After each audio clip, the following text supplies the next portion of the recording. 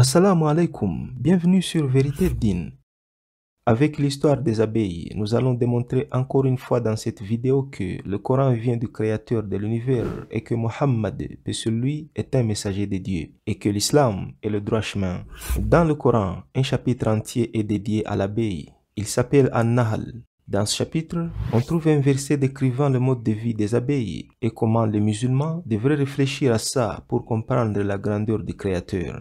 Avant d'entrer dans le vif du sujet, ce qui est intéressant à noter, c'est que An-Nahl est le 16e chapitre dans le Coran et le seul verset de ce chapitre qui mentionne les abeilles est composé de 16 mots et de 16 lettres arabes différents. En même temps, les abeilles femelles ont 16 paires de chromosomes, ce qui fait 32, tandis que les mâles en ont 16 chromosomes.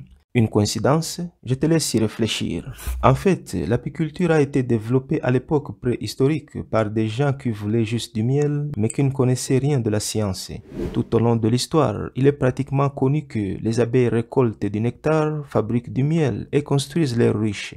Mais ce n'est que très récemment, au début du 19e siècle, avec des travaux de gens comme Edward Bevan, qu'il a été découvert que le miel est fabriqué par les femelles, encore appelées les ouvrières. Les abeilles mâles ne produisent pas du miel. Mais le plus important, c'est que, bien que cela ait été confirmé très récemment, le Coran avait déjà mentionné cela au 7e siècle, quand personne d'autre n'en avait aucune idée. Regardez ce que le Coran dit. Et voilà ce que ton Seigneur révéla aux abeilles. Prenez des demeures dans les montagnes, les arbres et les treillages que les hommes font, puis mangez de toute espèce de fruits et suivez les sentiers de votre Seigneur, rendus faciles pour vous. De leur ventre sort une liqueur aux couleurs variées, dans laquelle il y a une guérison pour les gens. Il y a vraiment là une preuve pour les gens qui réfléchissent. Ce noble verset nous montre que les abeilles qui produisent le miel sont femelles. Il suffit juste d'avoir un niveau de base en arabe pour comprendre ça. Pour le verbe manger, le Coran utilise le mot kuli, ce qui désigne une femelle. Pour le mâle, on dit kul. Le verset continue en disant « Et suivez les sentiers de votre Seigneur ». Ici aussi, Allah utilise le mot arabe « usluki ». Là encore, une femelle. Pour le masculin, on dit « usluk ». Ensuite, le Coran nous dit que l'abeille productrice de miel possède 2 estomacs. Il utilise le mot arabe « butuniha ». Butun, c'est le pluriel de batn, et le pronom ha renvoie à la 3e personne du singulier féminin. Si le sujet était pluriel, donc plusieurs abeilles et plusieurs estomacs, le mot serait butunihinna. Donc ici, le Coran nous informe que l'abeille femelle qui produit du miel a plus d'un estomac.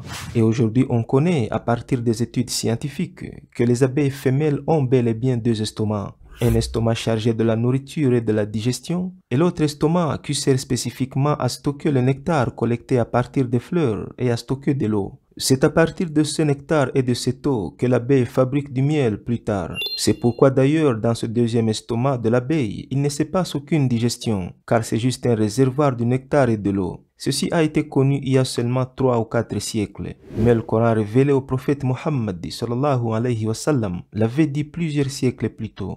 Enfin, un autre élément très important, il est généralement connu que les abeilles construisent leurs ruches à partir de leur propre cire, mais les scientifiques ont récemment découvert des espèces d'abeilles inhabituelles qui construisent des ruches dans des bois et même dans des roches très solides. Le Coran avait déjà dit ça.